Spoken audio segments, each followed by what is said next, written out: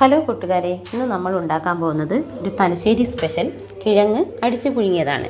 ഇത് മത്സ്യം ഇട്ടിട്ടും അല്ലാതെയും ഉണ്ടാക്കാം.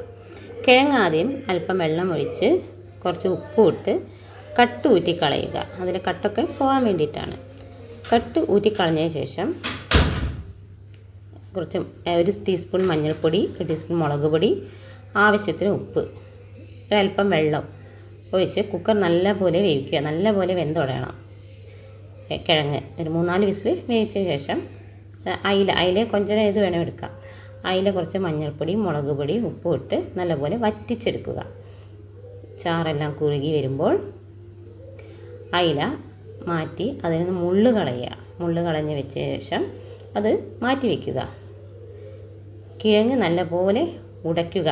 ഉടഞ്ഞ് നല്ല വെന്ത് പരുവാകുമ്പോൾ അതിലേക്ക് 2 സവാള ചെറുങ്ങനെ മുറിച്ചത് ചേർത്ത് വേവിക്കുക.